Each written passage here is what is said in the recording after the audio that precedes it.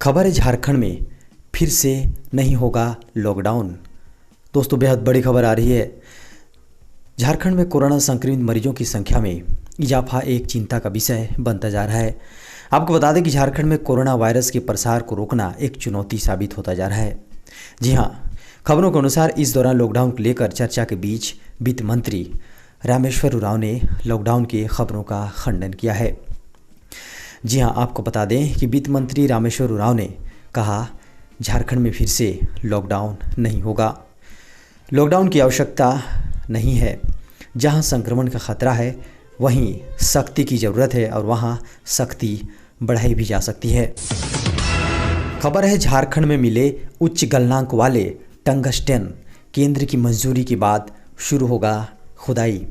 दोस्तों खबर आ रही है, झारखंड में मिले उच्च गलनांक वाले टंगस्टन के भंडार, इसका इस्तेमाल बेहद ही महत्वपूर्ण उपकरणों जैसे रक्षा उपकरणों, तोप, मिसाइल और एयरक्राफ्ट जैसे महत्वपूर्ण उपकरणों को बनाने में किया जाता है। आपको बता दें कि गढ़वा जिले के संतुआ इलाके में इसके भंडार पाए जाने की पुष्टि हुई है। भारतीय भूगर्भ सर्वेक्षण केंद्र भारतीय ने केंद्र सरकार को इसकी सूचना भेजी है। आपको बता दें कि भारत सरकार की मंजूरी मिलते ही इसके भंडार में आकलन का मात्रा का आकलन किया जाएगा और इसकी खुदाई शुरू की जाएगी। झारखंड में टंगस्टन की यह पहली खान होगी और देश में दूसरी। खबर है, राष्ट्रपति पुरस्कार सम्मान पाने के लिए सरकारी शिक्षकों का होगा इंटरव्यू। दोस्तों बेहद बड़ी खबर आ रही है। राष्ट्रपति पुरस्कार सम्मान के लिए झारखंड के सरकारी शिक्षकों का वर्चुअल इंटरव्यू के आधार पर अंतिम रूप से चयन किया जाएगा। आपको बता दें कि ऑनलाइन आवेदन की प्रक्रिया शनिवार की रात 12 बजे समाप्त हो गई है। आपको बता दें कि झारखंड से 143 शिक्षकों ने ऑनलाइन रजिस्ट्रेशन कराया था, जिनमें अंतिम रूप से 78 शिक्षकों ने ऑनलाइन आवेदन फॉर्म सबमिट किया है। आपको बता दें कि ऑनलाइन आवेदन किए इन्हीं शिक्षकों से जिला, राज्य और राष्ट्रीय स्तर पर राष्ट्रपति पुरस्कार के लिए चयन किया जाएगा। जिला स्तर पर अधिकतम 3 शिक्षकों के नाम राज्य स्तरीय चयन कमेटी के पास भेजा जाएगा। खबर है, खुदाई में मिला मुगल काल का खजाना, गांव वाले देखकर रह गए दंग।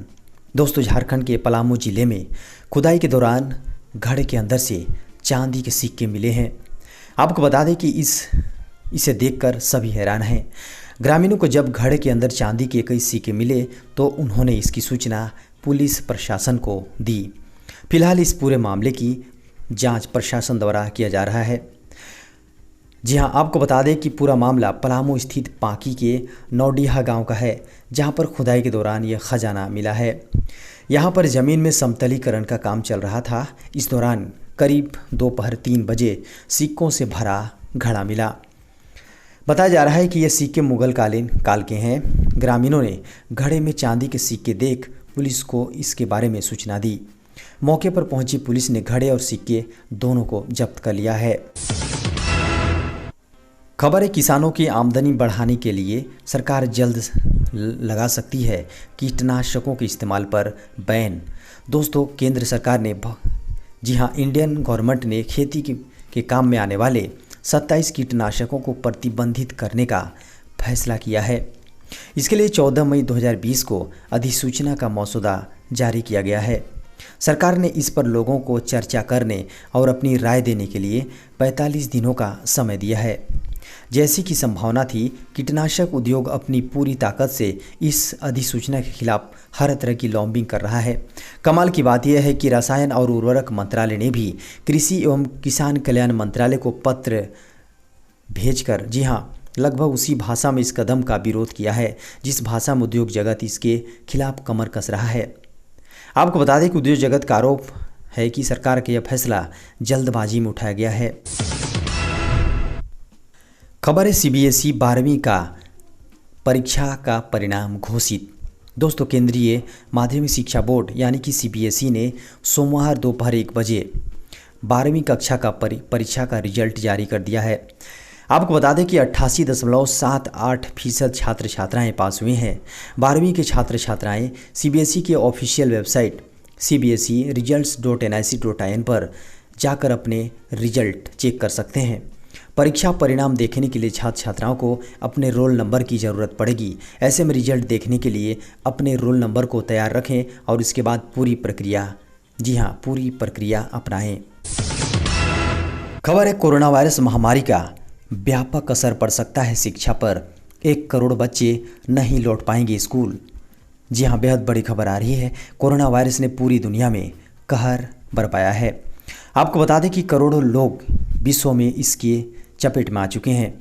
लाखों की जान जा चुकी है। कोरोना वायरस ने पूरे देश की अर्थव्यवस्था को भी नुकसान पहुंचाया है।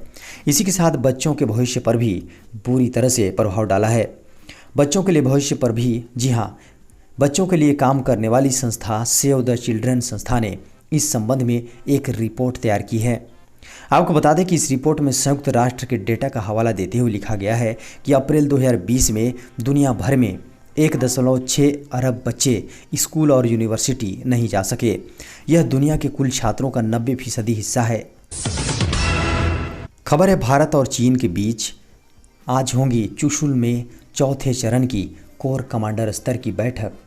दोस्तों, पूर्वी लद्दाख में पूरी तरह से सेना हटाए जाने के मद्देनज़र सैनिकों की वापसी के अगले चरण को अंतिम रूप देने के लिए भारतीय सेना और चीनी सेना के बीच अगली उच्च स्तरीय वार्ता आज होगी। सेना सूत्रों ने यह जानकारी दी।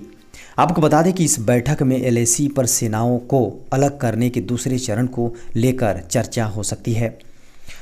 खबरों के अनुसार इस क्षेत्र में शांति सुनिश्चित करने के तौर तरीकों को अंतिम रूप देने पर भी बातचीत होगी। सूत्रों ने कहा कि ज़मीनी हालात को लेकर कोई बदलाव नहीं है और दोनों पक्षों के कोर कमांडरों के बीच चौथे चरण की वार्ता के बाद ही सैनिकों की वापसी के अगले चरण की प्रक्रिया में तेजी आएगी। आपको बता दें कि भारत की मांग के अनुसार चीन की पीपुल्स लिबरेशन आर्मी पिछले एक सप्ताह में पहले ही गोगरा, हॉट स्प्रिंग्स और गलवान घाटी से अपने सैनिकों को वापस बुला चुकी है। खबर है, PM आवास योजना, अटल पेंशन योजना की पूरी जानकारी चाहिए, उमंग ऐप से मिल सकेगी मदद। दोस्तों, केंद्र सरकार द्वारा उमंग मोबाइल ऐप को लॉन्च किया गया है। आपको बता दें कि इस ऐप की मदद से PM आवास योजना और अटल पेंशन योजना से जुड़ी सभी जानकारियां, जी हाँ, सरकारी योजनाओं से जुड़ी जानकारी आसानी से मिल सकती हैं। PM आवास योजना के जरिए सरकार ने देश की गरीब जनता को सस्ती दर पर घर उपलब्ध कराने की सुविधा दी है। आपको बता दें कि इस योजना में सरकार की ओर से 2.5 लाख रुपए तक की सब्सिडी भी दी जाती है। वहीं अटल पेंशन योजना के जरिए थोड़ी सी राशि जमा करते रहने पर 60 साल की उम्र में, जी हाँ, मासिक पेंशन की सरकार द्वारा व्यवस्था की गई है। उमंग ऐप इंडिया की ओर से किया गया ट्वीट PM आवास योजना और अटल पेंशन योजना को लेकर उमंग ऐप इंडिया के ऑफिशियल ट्विटर हैंडल से ट्वीट करते हुए इनके बारे में जानकारी साझा की गई है। खबर है, गूगल भारत में करेगा 75,000 करोड़ रुपए निवेश, भारत की डिजिटल अर्थव्यवस्था में आएगी तेजी। दोस्तों, गूगल ने भारत की डिजिटल अर्थव्यवस्था को तेजी देने के लिए 75,000 करोड़ रुपए यानी 10 अरब डॉलर के फंड की घोषणा की। आपको बता दें कि गूगल के CEO सुंदर पिचई ने देश में आयोजित हो रहे 6ठे गूगल फॉर इंडिया कार्यक्रम में भारत में 75,000 करोड़ रुपए निवेश करने की बात कही। उन्होंने कहा, डिजिटल अर्थव्यवस्था को गति देने के लिए गूगल अगले 5 से 7 वर्षों में 75,000 करोड़ रुपए निवेश करेगा। इकोसिस्टम इन्वेस्टमेंट्स में ये निवेश इक्विटी इन्वेस्टमेंट, पार्टनरशिप और ऑपरेशनल इंफ्रास्ट्रक्चर का मिक्सचर होगा। खबर है, मुंबई से 17 और दिल्ली से 16 प्राइवेट ट्रेनें चलेंगी। गुजरात से सिर्फ 2, 30,000 करोड़ रुपए के निवेश की उम्मीद। दोस्तों, देश भर में 109 रूट के 12 क्लस्टर से 151 निजी ट्रेनें दौड़ाने की तैयारी है। आपको बता दें कि इनमें सबसे अधिक मुंबई से 17 और दिल्ली से 16 निजी ट्रेनें रोजाना विभिन्न शहरों के लिए चलेंगी।